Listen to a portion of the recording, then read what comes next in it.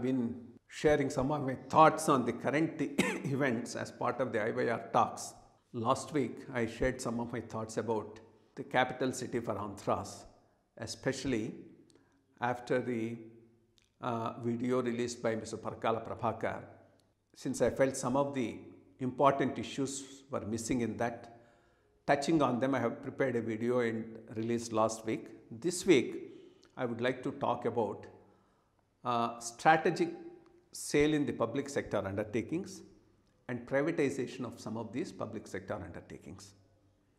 Of late, a lot of criticism I keep seeing in the social media, in some print media, stating that Modi is selling away the silver of the house, it should not be done, they should not be privatized, that type of a comments. But I think most of them are ill-informed or being deliberately made to mislead the people. Actually, this whole disinvestment process did not start with Narendra Modi. It started in 1991 with Mr. P.V. Rao. The background to this is, after about 40-50 years of independence, the way we ran our economy, the economy was on the brink of a collapse by 90s. In fact, during Chandrasekhar's time, they had to pledge our gold and get some loan to just run the government. In those circumstances, when PV became the Prime Minister, with him Manmohan Singh as the Economic Minister, they came up with a series of measures to put the economy on track. And one of the main reforms that was thought of was privatization of the non-strategic, loss-making public sector undertakings. These public sector undertakings are a legacy from our past to the Indian economy. Jawaharlal Nehru, who was our first Prime Minister, was very much impressed by the Soviet model, where the public sector was in those days playing a very important role in planned development, and wanted a similar system to be attempted in India. In those days, there was a very well-known statistician and economist by name Mahalanobis. He helped Nehru to prepare the second 5-year plan, and as part of that, in 1956, they came up with an industrial policy which is known, wherein 18 industries were reserved only for the government, which means in those industries, only the government can invest, the private sector cannot invest. These are things like the steel, the iron industry, iron and steel industry, earth movers, and things like that. Very heavy machinery and industry. And rightfully so at that point of time, because private sector was also not in a position to invest in those big areas. So as per this industrial policy, the consumer durables like toothpaste, the soaps, etc., a lot of other smaller things were left out to the private sector. This heavy machinery, heavy industry was to be kept in the hands of the government of India. That's how the large number of PSUs, public sector undertakings, were formed right from 90s, 50s, right up to 1980s. This process was going on. That's how we had a number of steel factories, Bhilai, Rourkela, etc., Vizag steel plant subsequently, and Bharat heavy machinery, HMT heavy machinery tools, and these were all the things that came up, BHEL, these were the things which came up. They ran well for quite some time, but by 70s, 80s, the problems were becoming quite apparent. They needed a lot of budgetary support, so every year out of the budget, huge amounts were being invested year after year in these public sector undertakings. They were not able to get any return on them, so they were most of them were loss making, and some of them who were making profit were working in a monopoly condition where you can't judge their efficiency, because they had a market, they just were able to supply it at whatever rate they have decided. And at a certain stage after 50s, the public sector undertakings also started getting into areas where they were not supposed to get in. Something like hotels, Ashoka Hotels, which was managing the hotels, Modern Bread, which was also manufacturing bread. So that those were areas which were, as per the act, also were reserved for the private sector.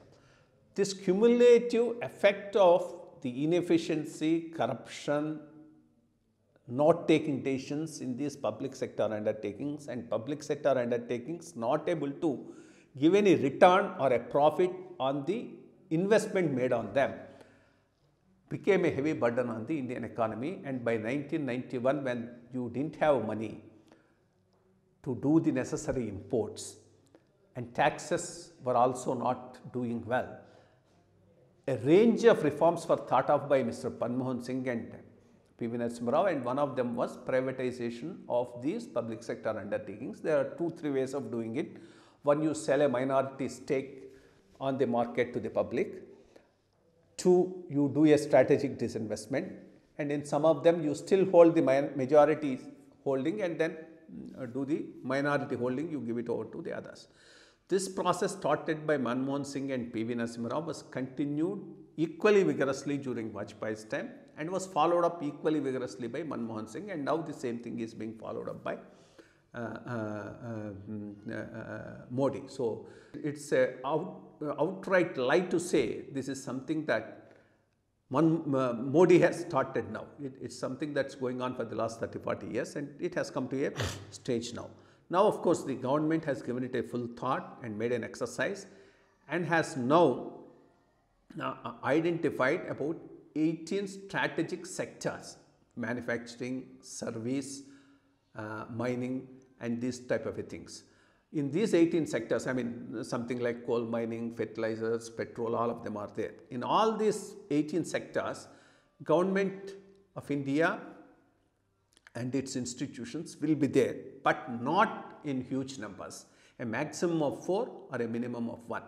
In all other non-strategic sectors, they are going to withdraw. So, it is as per this policy, now the privatization is going to go on. And the sale proceeds, the most important thing that one should ask now is, what is going to the sale proceeds? The sale proceeds are to be invested in infrastructure. The massive infrastructure program that the Government of India is undertaking, I mean, though this will also go into the budget and that will also come out of the budget, I am sure will be financed by these sale proceeds. And if it is being done, that's a good thing, because we are really bad in infrastructure, and this is what is holding up our economy from competing with the rest of the world.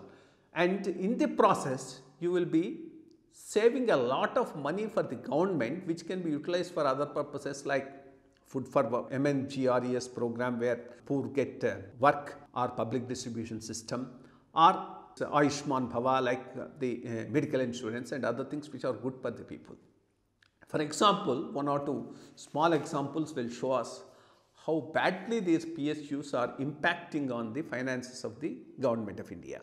For this important thing to notice, during 2016, the losses of BSNL were on the order of 3,879 crores. Air India 5,765 crores. And where does all this come from? So, only 2 organizations put together, almost all 10,000 of crores comes from the taxpayers' money, yours and my money, which goes to the government, and government puts into these loss-making units. And it's okay if you are putting it into those units so that after 2-3 years they turn around and make profits, but that's not the case. They have been incurring losses year after year for the last decade or 2 decades. So, what's the point in further putting good money after bad money? So, that's why once you sell them and the private sector takes over there, that much of a money in the budget is saved for being spent for more useful social purposes. Between 2004 to 2016, the budgetary support given to these public sector undertakings is on the order of about 54,000 crores. So, this is the amount which went into them, which did not give us any return, which could have been better utilized. During 2018-19, the budgetary support to these PSUs, public sector undertakings, was of the order of 2.29 lakh crores. That is excluding the capital infusion into the banks. Again, if you take it, it will go up to 5 to 5.5 lakh crores out of a budget of about 28 lakh crores or 30 lakh crores. So, effectively, almost all 20% of your budget is going in only to support them. All that can be better utilized. So, that's why this is a welcome thing. There's a lot of thought that has gone into it, and it's a continuing program. And there are some very ill-informed or wantonly doing it, chaps who keep on comparing this disinvestment process with the land sales in Andhra Pradesh, which the government wants to take. There's nothing comparable between the two. Here, you want to really sell your household silver to distribute some good freebies and goodies to the people. You have a massive electoral promises which you are not able to fulfill, so you want to sell your land. That's absurd. But when you have a public sector undertaking which otherwise is impacting badly on your budget, and you want to disinvest and use that for building infrastructure, the whole philosophy of that is different. Here the philosophy is sell and distribute. So it's a totally different, and both are not comparable. So I think this government is very sincere on that, and I hope in the process we would be left with the core sector, the core industries which can be managed better. True, once the private sector comes, the monopolies can also come, and one has to be careful about them, and they need to be properly controlled. And we have a monopolies commission, and it needs to do its job on a regular basis. It's one thing to say that there should be better control. It's another thing absurd to say they should not come.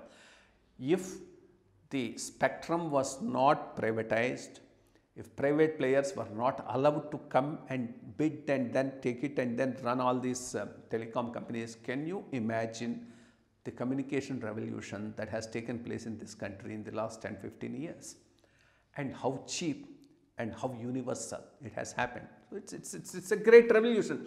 It couldn't have happened just with BSNL. Okay, it couldn't have happened with BSNL. If BSNL could compete and stay in the field, still it can stay on. But if it's running on a huge loss of almost all 4,000 crores per year, what's the point in running with it? It's better to have these fellows, allow it, and then control them. That goes without saying. But to say that they should not be there would be, denying whatever little additional benefits that the common man comes because of technology, efficiency, and better managed companies. Thank you.